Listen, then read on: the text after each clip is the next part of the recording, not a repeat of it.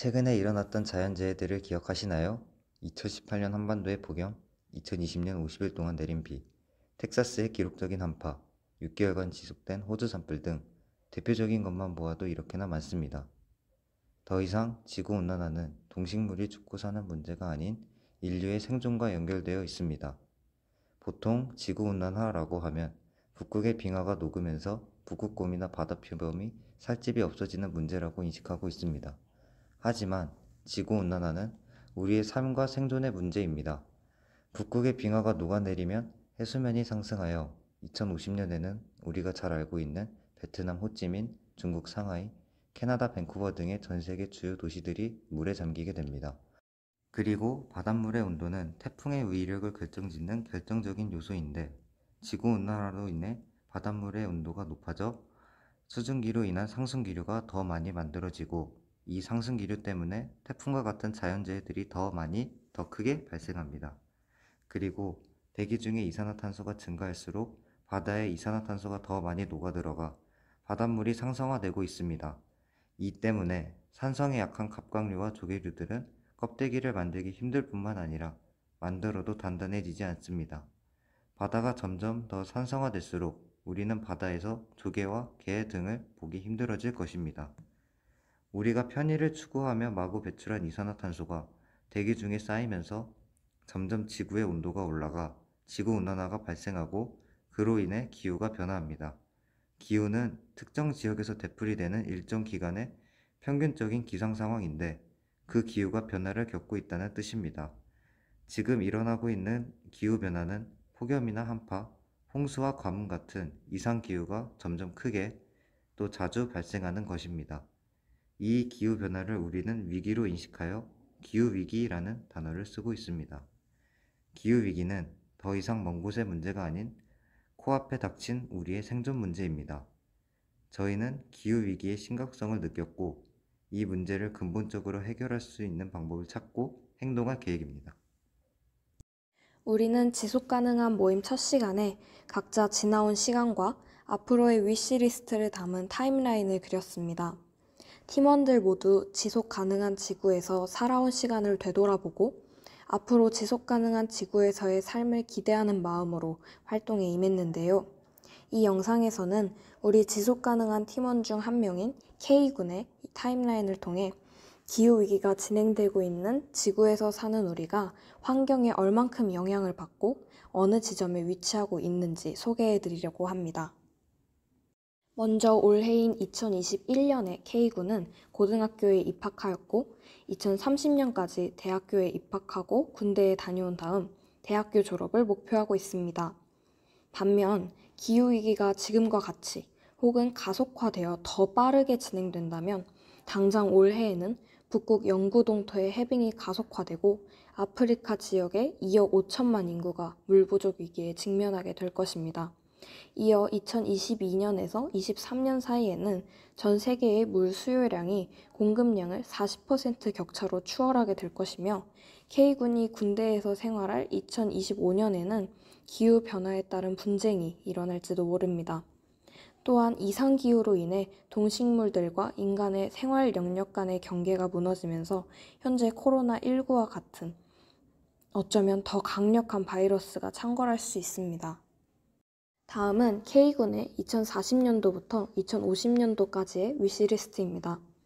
K군이 37살인 2041년에는 한강이 보이는 집을 마련하고 싶고 46살인 2050년에는 일본을 여행하고 싶다고 합니다. 2056년에는 경찰청장이 되고 싶다고 했습니다. 하지만 기후위기가 지속된다면 2041년에는 해수면이 상승하면서 한강 주변이 범람하여 K군이 바라는 한강뷰 내 집 마련의 꿈은 이룰 수 없을지도 모릅니다.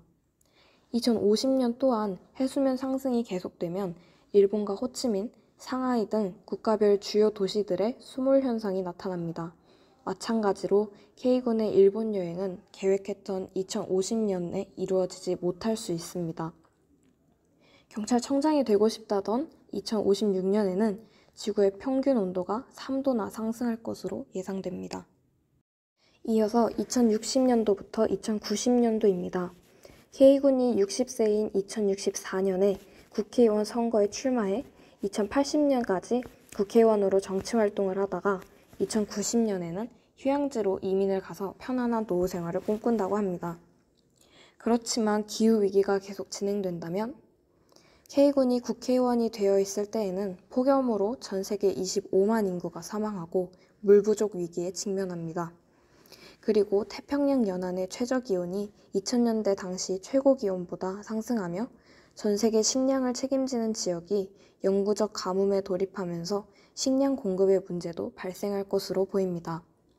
그렇다면 K군은 처음 국회의원이 되어 발의하고자 꿈꾸었던 법안 대신 환경과 기후위기에 대한 법안 발의에 온 신경을 쏟아야겠죠.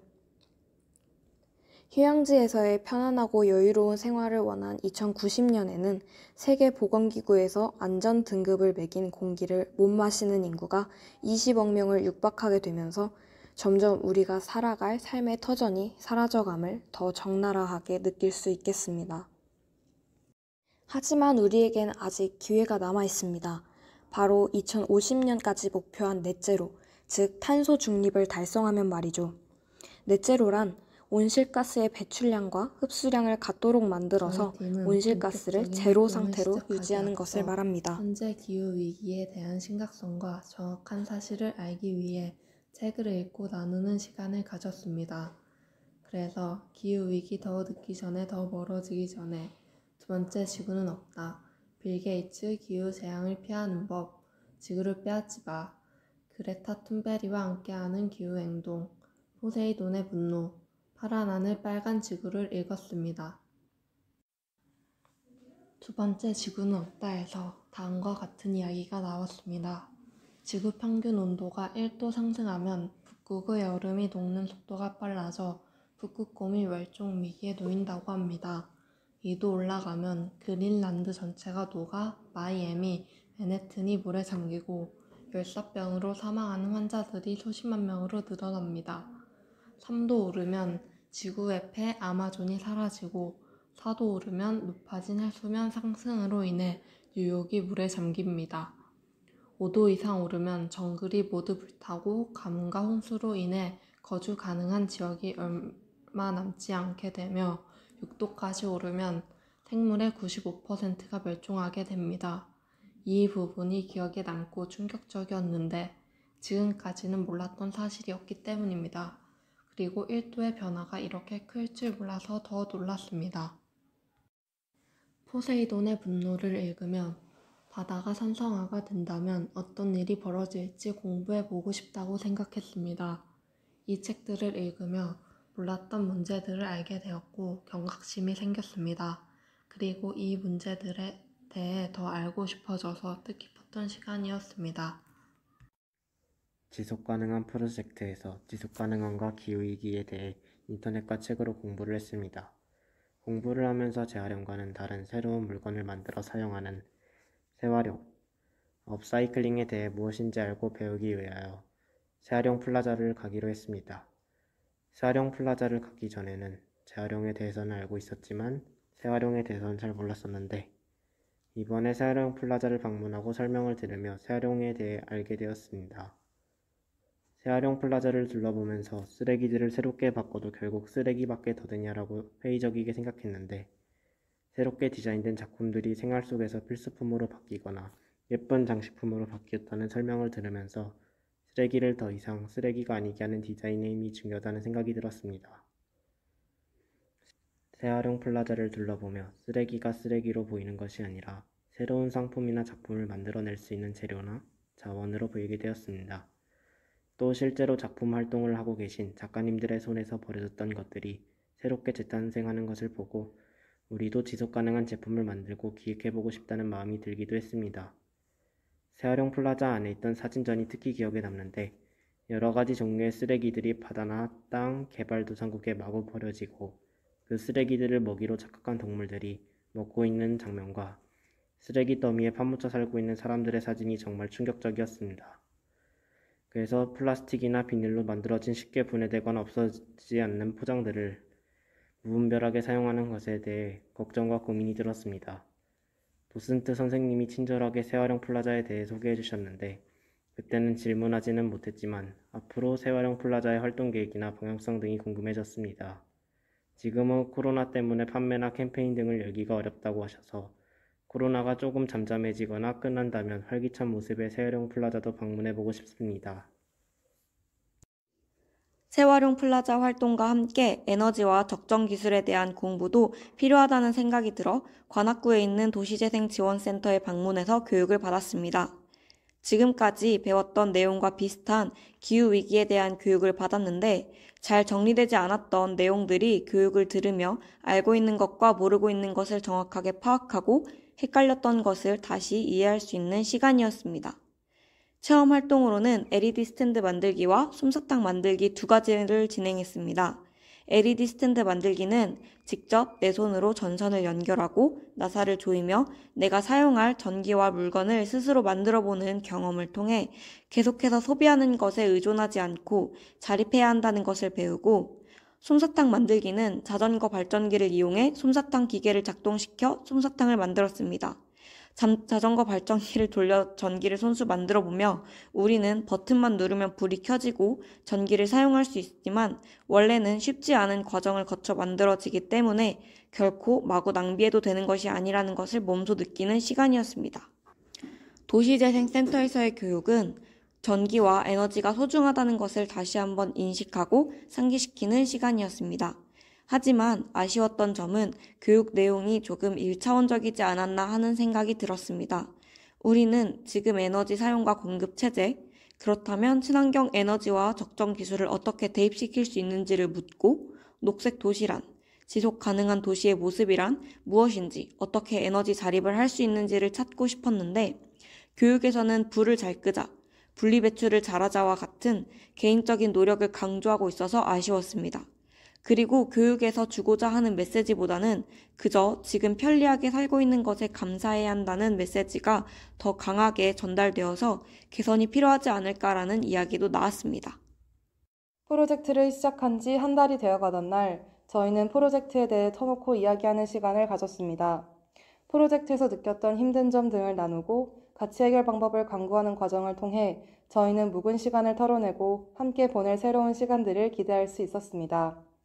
저희가 이 프로젝트에서 느꼈던 힘든 점은 기후위기에 대해 공부할수록 무력감만 더해지는 것 같고 우리의 활동이 기후위기에 대한 직접적인 해결 방법은 아니라는 것이었습니다. 물론 기후위기는 전 지구적 차원의 문제임을 인지하곤 있지만 그럼에도 해결하고자 더 배우고자 하는 의지를 가진 사람들이기에 이 사실이 더욱 무력하게 느껴졌던 것 같습니다. 이런 과정 속에 지쳐 의욕을 잃은 사람도 있었고 이대로는 흐지부지 끝날 것 같다는 불안감이 드는 사람도 있었습니다. 하지만 저희는 그런 무기력에 갇혀있지 않고 우리가 할 수 있는 것, 해야 하는 것에 집중하기로 했습니다. 다양한 곳을 방문하고 움직이며 지속가능한 삶이라는 주제에 대한 무력감은 덜고 그럼에도 우리가 할 수 있는 것부터 차근차근 해나가기로 했습니다. 앞으로 지속가능한 삶이란 주제를 다루며 우리는 이와 같은 상황을 다시 마주하게 될지 모릅니다. 하지만 우리는 차근히 할 수 있는 것들을 해나가고 서로를 북돋으며 환경을 위한 행동을 멈추지 않고 이어갈 것입니다. 그래서 저희는 이러한 갈등을 겪고 해결하며 6가지의 가치를 지니기로 했습니다. 미래를 꿈꾸는 삶을 이어가는 지속, 끊임없는 배움, 포기하는 것이 있더라도 함께 살아가는 공존, 심각한 기후위기 속에서 살아가야 하는 청소년, 우리만의 의견을 밀어붙이지 않는 존중, 포기하지 않기 위한 노력. 우리가 프로젝트를 시작할 때 각자가 중요하게 생각했던 가치들입니다. 우리는 각자의 가치를 담은 우리의 문장을 만들었습니다. 바로 모두가 공존하는 삶을 위해 배우고 노력하며 모두를 존중하는 태도를 가지고 청소년으로서 우리의 목소리를 낸다. 우리는 이 가치를 지키며 앞으로의 활동을 이어갈 것입니다. 우리가 생각하기에 기후위기 문제는 그 심각성에 비해 사람들의 인식이 부족하다는 생각과 우리의 활동을 꾸준히 기록하는 것이 중요하다는 생각이 들었습니다. 그래서 우리가 하는 활동들과 우리가 배운 내용을 공유하고 우리의 목소리를 가장 잘 전달할 수 있으면서도 우리들의 기록을 차곡차곡 정리할 수 있는 좋은 매개체가 영상이라는 생각이 모아졌습니다. 앞으로 전개해 나갈 활동들을 기록하고 공유할 생각입니다. 이 과정에서 우리가 올린 영상에 조회수가 없으면 아무 의미 없지 않을까 하는 우려도 나왔지만 우리들의 활동 기록을 많은 사람이 아닐지라도 조건 없이 공유하고 알리려는 시도를 했다는 것에 의미를 두기로 했습니다.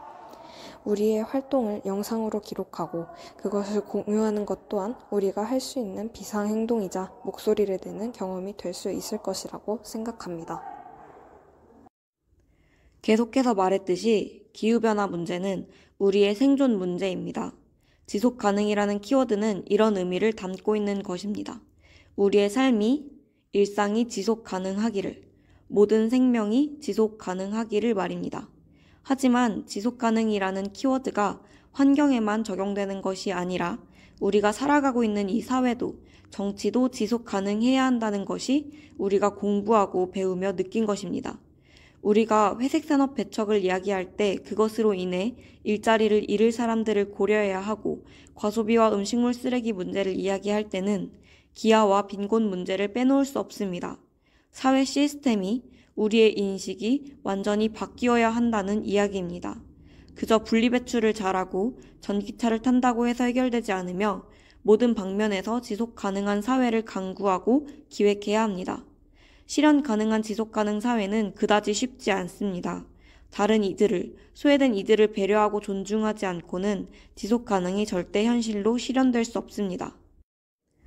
저희의 키워드에서 나왔던 모두를 존중한다는 것은 생명이 중심이 되어 그 누구도 그 무엇도 소외시키지 않고 동행한다는 의미입니다.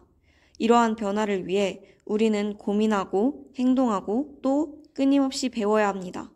이것을 정의로운 전환이라고 부릅니다. 전환에만 포커싱이 가 있는 것이 아니라 그 전환되는 과정이 정의로워야 한다는 것입니다. 우리는 모두의 일상이 지속 가능하길 바랍니다.